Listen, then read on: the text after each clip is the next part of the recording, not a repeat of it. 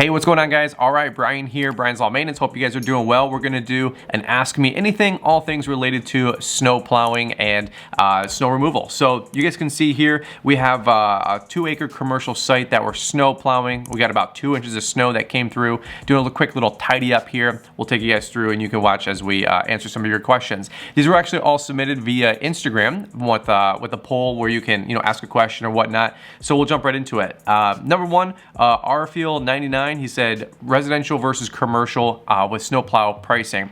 For us personally, residential, it's all seasonal prepay, and commercial is all per push. So whether you get 8 snow plows or 15 snow plows for residential, we've got you covered unlimited. For us, a residential is $575 right now, includes the sidewalks. That's based on about 1,000 square feet driveway, right? Standard 2 or 3 car drive.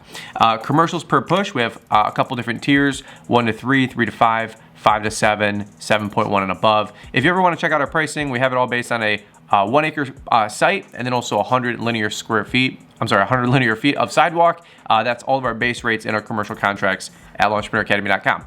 All right, plowing snow. This is all on 2x speed, by the way. This isn't how we normally plow this fast in a parking lot, right? So the one thing I really like about this commercial site, it's super long. We can plow the snow all the way down. The only real difficult parts are on the back side. We'll show you here in a little bit. It's all gravel by the rear loading dock, and then also the loading bays, the loading docks. That stuff is always hard, especially when you only have a front plow, right?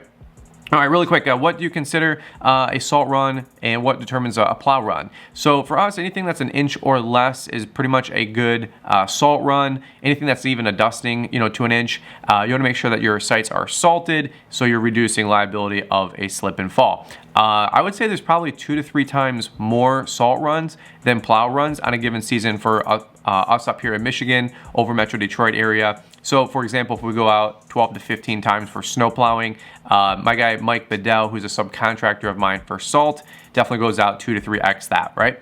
And also a question that I get a lot is, why don't I salt? Well, I'm busy. I have a lot of stuff going on. My friend Mike Bedell is already salting. He's already on it. Does an amazing job. Has all the equipment. No need for me to buy a $4,000, $5,000, $8,000 salt spreader. So I just let him rock and roll with that. And I throw a little on the top, having him sub out. But you know what? He's been great. And I know there's a lot of money to be made in salt, but I also don't want to go out 3x times that I do compared to going out for snow, right? Good questions. How do we charge for somebody putting down salt? It all depends by the ton that you put down. Love to hear your guys' pricing for salt. For us, it can be anywhere from 180 to 240 bucks a ton applied. But it also depends on where your salt supplier is, right? If you're driving 20, 30, 45 minutes out of town, what you put down for a ton of salt might be different than what you put down for a site that's 5 minutes down the road from your local site 1, for example, right? All right, let's keep talking advantage versus a straight blade versus a V Plow. I haven't really personally used a straight blade on any of my trucks. I think it's kind of an old school plow. However, a lot of folks do use it. By the way, notice all those pallets that are just in the way. Just pushed them into the boulevard there. A V Plow for me personally, it's versatility. I like the fact that you can scoop, you can stack, you can, maybe there's one car in the driveway and you want to back drag, you can tuck one of the wings in and then just back drag one side out. It's actually really versatile, and definitely the stacking ability of a V Plow that you're not going to get with a straight blade. As you can see, all those piles, we're pushing up that snow, stacking it, and getting it out of the way, right? I'd love to hear your guys' thoughts. Do you rock a straight blade, a V Plow? The red steel is what I have on this truck, Thunder, right now. If we pick up another truck, which we have on order, and we get another V Plow, it'll most likely be a stainless, a little less surface area, or surface tension, I guess they call it. The snow glides off it a lot easier, and of course that stainless isn't going to rust as well. So here's the loading docks. I normally back drag most of them. We got a couple back-to-back 6-inch snowstorms. We had to actually plow it to all one side. All the bays aren't actively used here, so that was very convenient, but it takes a couple minutes to get this all out of the way, right? All right, let's keep going through. What are the bare minimum things you need to start a snow removal business? Well, frankly, you could just do a couple snow blowers and do residential. Pick up a $700 Toro 721 or 821 snow blower. Charge 40, 50, 60 bucks a pop to snow blow somebody's driveway. Pick up 20 accounts, and as you can imagine, you can do 800 to 1,000 bucks in 4, 5, 6 hours zipping around town. You don't need a $50,000 truck and a $10,000 plow, right? However, if you're gonna do commercial snow plowing, you're gonna want a good 3/4 ton, which is like a Ford F-250 or a Chevy 2500. And then my opinion would be a good straight blade, a good snow plow, straight blade or V blade. I'll leave that up to you. One thing I like about the V blades as well is the VXT has the single trip, which is the whole moldboard will pop forward if you hit a manhole cover, a well, a divot, a pothole. The DXT, the dual trip design, that's the D, it has a trip on the cutting edge and then also the mold board. So if you're rocking the mold board, you probably hit something pretty significant. You know what I'm saying? So I like the DXT. It's gonna save your truck, save the frame, and be a lot less damaging on you when you get smashed into the front steering wheel or you smack your head on the headboard inside, right? All right, another one, how do you get your plow set up on and off for your truck during the work season? It's actually really easy. Maybe I can leave a link for another video we did, how to hook up a Boss plow. That one actually had quite a few views on it. It takes about 5-10 minutes to hook up a plow. Not that complicated. Usually there's 2 frame bolts, and then usually there is the power connector from the truck, and then also the 13-pin controller, which is all the up, down, left, right for the actual plow controller to adjust the angle of the plow. So honest answer, it takes 5 to 10 minutes. Usually in the winter, we try to leave it hooked up because last thing you want to be doing is fiddling with the 13-pin controller or things icing up or freezing up or not working correctly when you got 2, 4, 8 inches of snow coming through. So once we hook that up in late November, we usually try to keep it on until April 1st, spring, when our contracts expire. Do I leave my truck running when I get out? I do. Personally, I do. I like to keep the truck warm. It's cold out there when you're plowing snow, so we want to make sure that we're leaving the truck going.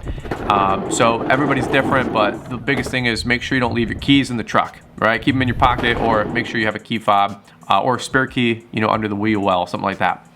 You guys can see the parking lot's scraping pretty clean and starting to get a little pavement action there from the sun kind of coming out and being able to melt that residue of snow down to the bottom of the pavement, right? All right, we're gonna keep going through here. We talked about pricing. When do I plan on getting into commercial salting? Honestly, I don't. Hopefully that helps out. What else we got here? Can you get a snowplow for 0-turn mowers? That's a new one. That's a good question. I've seen a couple people rocking those Toro Grandstand multi-forces with the snow blade and also the snow blower.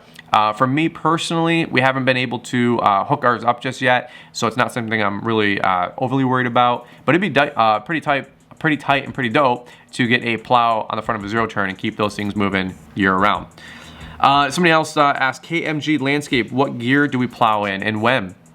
We normally rock 4-wheel drive the whole time. I know a lot of guys will say 2x4 or die and get quality snow tires. I have good snow tires, and sometimes we can plow snow in 2x4. However, for me personally, we're plowing in 4x4. I think high is what it is. Low is if you get stuck and you need all that torque to really get some muscle, but 4x4 high is what we rock and roll. Another person asked, do we have the heavy duty batteries or the dual alternator?